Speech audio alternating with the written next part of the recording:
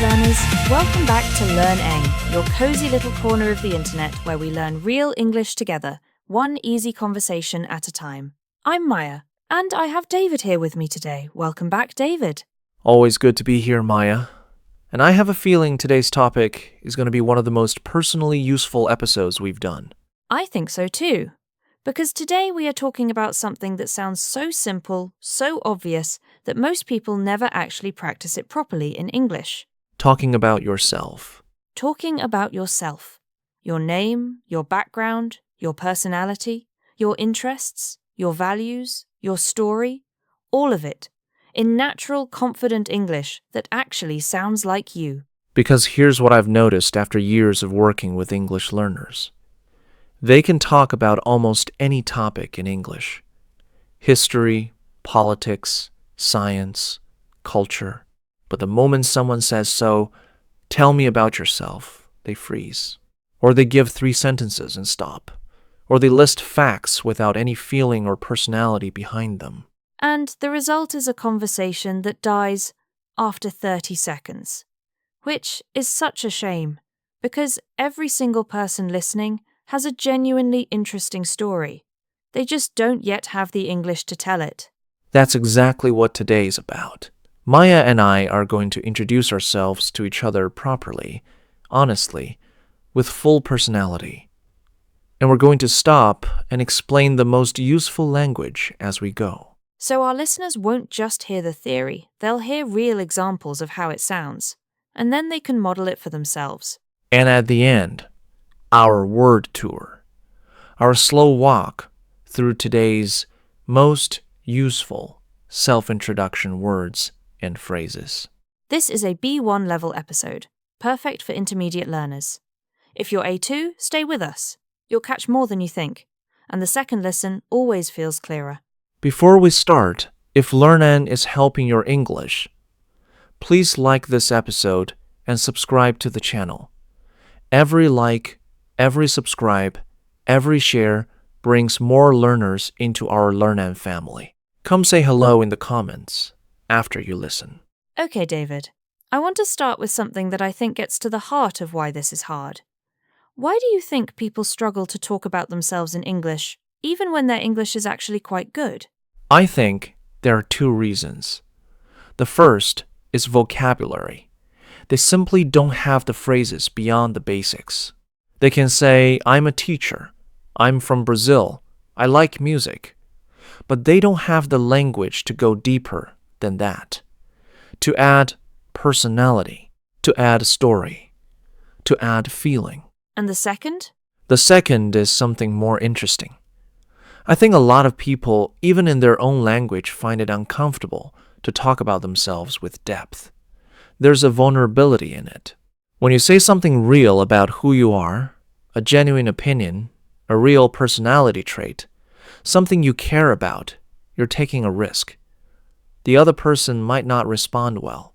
And in a second language, that risk feels even bigger. That's such a good point. The language barrier amplifies the emotional barrier. Exactly. So today we're trying to reduce both barriers at the same time. Give people the language and show them that using it honestly is worth the risk. Let's start with the basics. The opening. Because even the most basic facts, your name, where you're from, what you do, can be made interesting with a little more language around them. David, introduce yourself. Fully. Don't hold back. Okay. My name is David. Most people call me Dave. But I actually prefer the full version. Something about it feels more like me. I grew up in a small town in the north of England. Very quiet, very close-knit. And I moved to London in my late 20s, which was quite a shock to the system. I've been there ever since. I keep meaning to leave and never quite managing it. I work in education, specifically language learning, which I stumbled into rather than planned. I studied something completely unrelated at university and ended up here through a series of unexpected turns. And it turned out to be exactly right for me, which I'm still a little surprised by, if I'm honest. That was really good. Let's look at what you did there. You didn't just say, I'm David, I'm from England, I work in education. You added layers to each fact. Right. So the name I added a small personal preference. Most people call me Dave, but I prefer David. That tiny detail tells the other person something about your personality immediately. You have opinions about yourself. You know what you like. And the location, you didn't just say London. You said where you grew up, when you moved, and gave a feeling about it, quite a shock to the system. That phrase, shock to the system, is really worth explaining. A shock to the system means something that is very different from what you're used to, that hits you with significant impact. Moving from a quiet small town to a huge busy city was a shock to the system. Starting a new job can be a shock to the system. It's always used when a big change hits you harder than you expected. And you said, I stumbled into rather than planned. That's another really important phrase. To stumble into something means to get into it by accident or without deliberate planning. To arrive somewhere not through a straight, direct path, but through unexpected circumstances. I stumbled into teaching. I wasn't planning to do it, but the opportunity came, and I took it. She stumbled into photography. She borrowed a friend's camera once and never gave it back. Now let me introduce myself, and I'll do it properly with the same depth. Please. Okay, my name is Maya. I grew up moving around quite a lot. My family relocated several times when I was young, which means I've always had a slightly complicated answer to where are you from. I tend to say everywhere and nowhere, which is either very interesting or very annoying, depending on who's asking. I love that. I'm naturally quite curious. I think that comes from growing up in so many different places.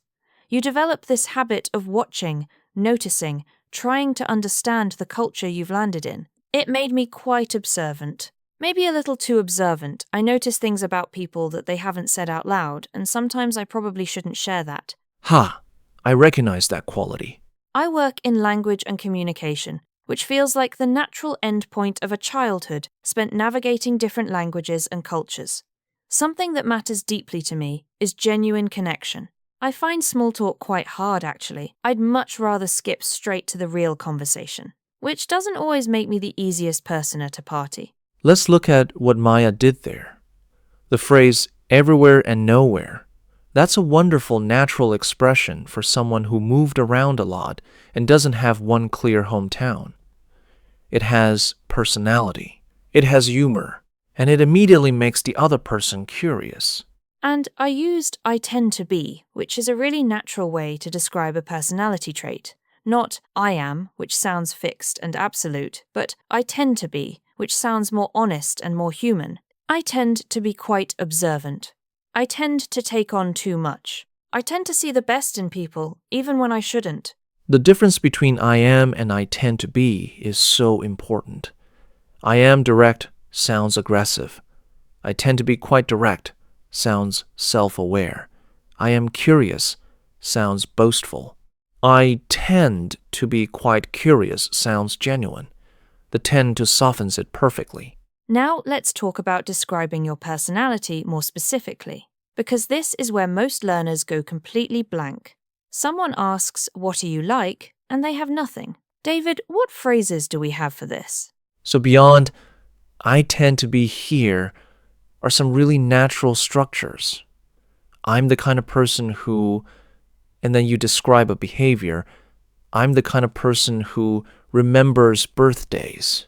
I'm the kind of person who can't leave a book unfinished. I'm the kind of person who makes friends with strangers on public transport. I love that one. I'm the kind of person who is so powerful because it describes you through action rather than adjective. It's much more vivid than just saying, I'm sociable or I'm thoughtful. Exactly. And here's another one. One thing people notice about me is, this is a great phrase because it gives an outside perspective on yourself. One thing people notice about me is that I ask a lot of questions. One thing people notice about me is that I'm always early. One thing people notice about me is that I laugh too loudly. That last one is very relatable. And what about the honest imperfections? Because I think one of the most attractive things in a self-introduction is when someone acknowledges their quirks and flaws with honesty and humor. Completely. People trust you more when you show self-awareness. When you only say positive things about yourself, it feels like a performance. When you say, I have a terrible habit of starting things I don't finish, people immediately relax. They think this person is real. Here are some natural ways to acknowledge your quirks honestly. I have a tendency to overthink everything. I have a tendency to say yes to too many things. I have a terrible habit of leaving things until the last minute.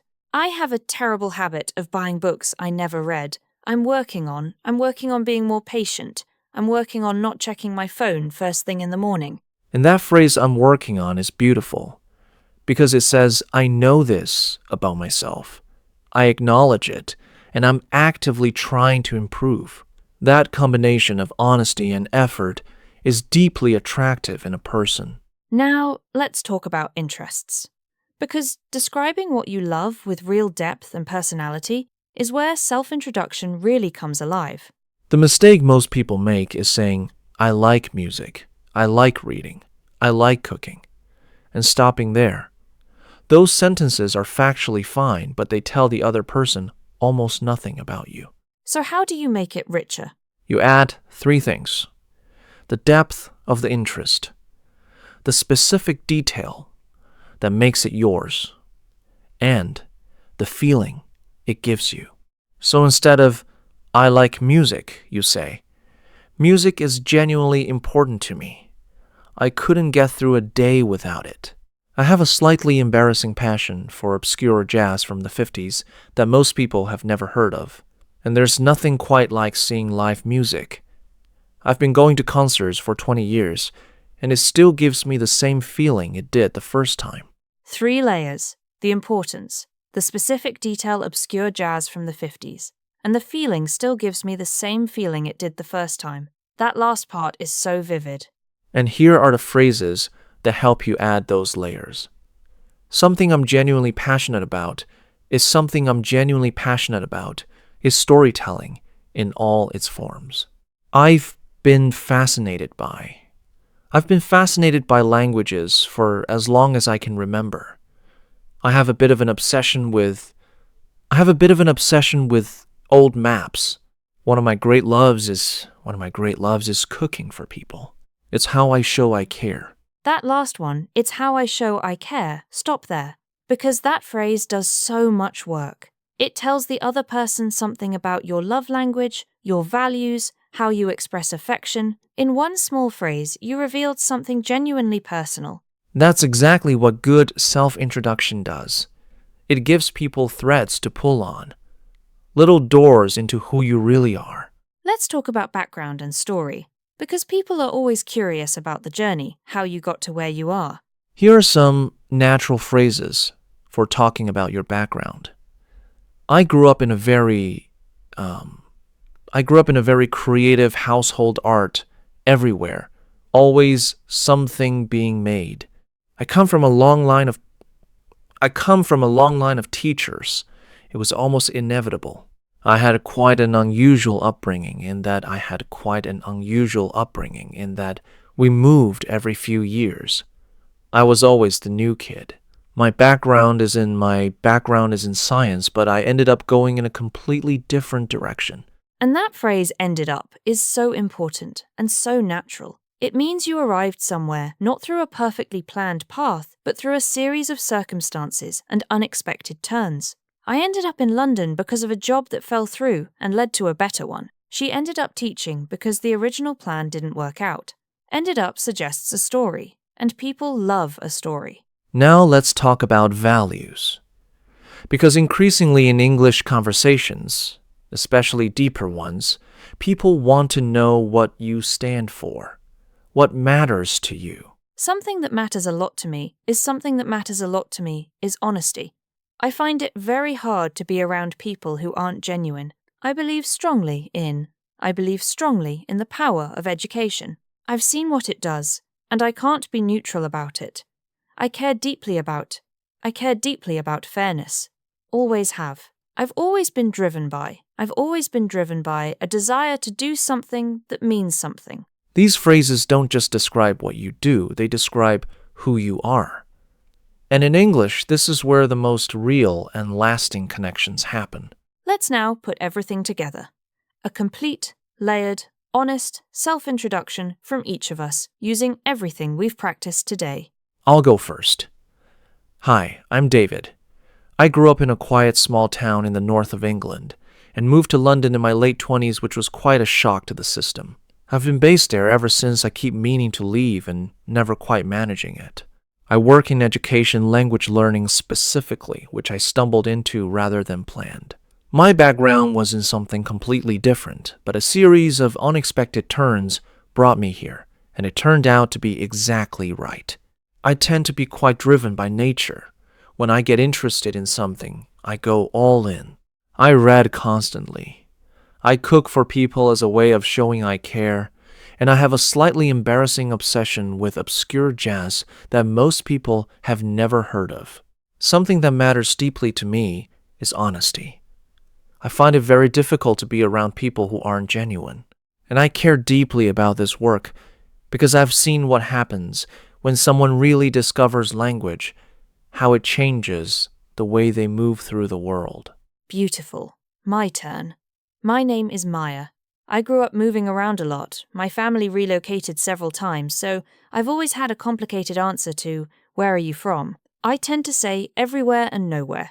Growing up that way made me quite observant. I developed a habit of watching and noticing and trying to understand the culture I'd landed in. One thing people notice about me is that I ask a lot of questions. I'm genuinely curious about people, and I find most people far more interesting than they give themselves credit for. I'm the kind of person who would rather skip small talk and go straight to the real conversation, which doesn't always make me the easiest person at a party, but usually leads to much better evenings. Something that matters a lot to me is genuine connection. I find surface-level interaction quite draining, and I care deeply about language because I think it's the closest we get to actually understanding each other. Those are both complete, honest, layered self-introductions.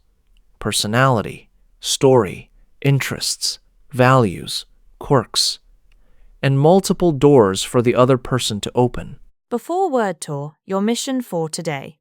Write your own complete self-introduction in English. Use at least 5 of the phrases from today. Include your background, your personality, one interest with real detail, one honest quirk, and one value that matters to you. Write it in your notebook, say it out loud, record it as a voice note, or post it in the comments. We would both genuinely love to read yours. All right. Time for Word Tour, our slow vocabulary walk through today's most useful self-introduction phrases here on LearnEng. Take your time. Repeat after me out loud if you can. First phrase, shock to the system. Something very different from what you're used to that hits you with significant impact. Moving to a new country is a shock to the system. Starting a new job can be a shock to the system. Shock to the system. Shock to the system. Next phrase stumbled into. To get into something by accident or without deliberate planning through unexpected circumstances. I stumbled into this career and I'm so glad I did. She stumbled into painting and never looked back. Stumbled into. Next phrase, I tend to be. A natural way to describe a personality trait, honest and self-aware rather than absolute. I tend to be quite direct. I tend to overthink things. I tend to be. I tend to be. Next phrase, I'm the kind of person who. Describing yourself through behavior rather than adjectives, vivid and specific. I'm the kind of person who arrives early, everywhere. I'm the kind of person who can't leave a conversation on a difficult note. I'm the kind of person who. Next phrase, one thing people notice about me. Describing yourself from an outside perspective. One thing people notice about me is that I listen very carefully. One thing people notice about me is that I remember small details. One thing people notice about me. One thing people notice about me. Next phrase, I have a tendency to. Similar to I tend to be but more self-aware, as if you've specifically noticed this about yourself, I have a tendency to say yes before I've checked my schedule. I have a tendency to care too much about things I can't control. I have a tendency to. I have a tendency to. Next phrase ended up. Arriving somewhere through circumstance rather than deliberate planning, suggesting a story behind the outcome. I ended up in this city because of a job and never left. She ended up in management without ever planning for it. Ended up. Ended up. Next phrase, it's how I show I care. A personal detail that reveals your love language, how you express care through a specific action. Cooking for people is how I show I care. Remembering the small things, that's how I show I care. It's how I show I care. It's how I show I care. Next phrase, something that matters a lot to me, is a natural way to express your values in conversation.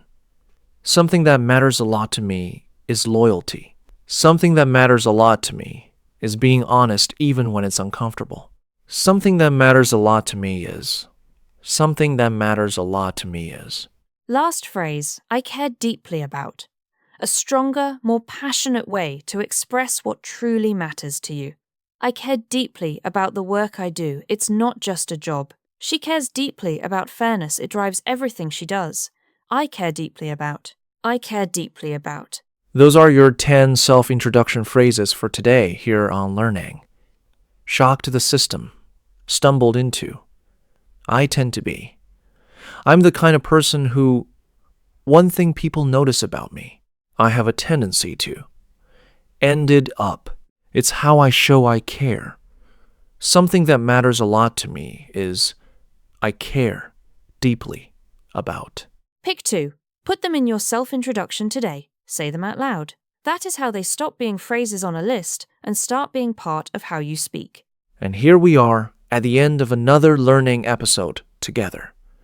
Maya, any final thoughts? Just this. You are more interesting than you think. I genuinely believe that. Every person listening has a story that is worth telling, a background, a personality, a set of passions and values that are completely unique to them. The only thing standing between you and being able to share that in English is the language. And today, you got more of it. Use it. Give people the real version. They'll be glad you did. Beautifully said. Your mission, your complete self-introduction. Post it in the comments. We are both reading every single one. And tell us, where in the world are you listening from right now? We love knowing where our LearnEng community is at this very moment. If today's episode helped your English, please like this video, subscribe to LearnEng, and share it with one English learner who freezes when someone says, "Tell me about yourself." Because after this episode, they won't. I'm Maya. And I'm David. This has been LearnEng, your cozy place to learn real English, one conversation at a time. We'll see you in the next episode. Tell your story. The full version. Bye for now.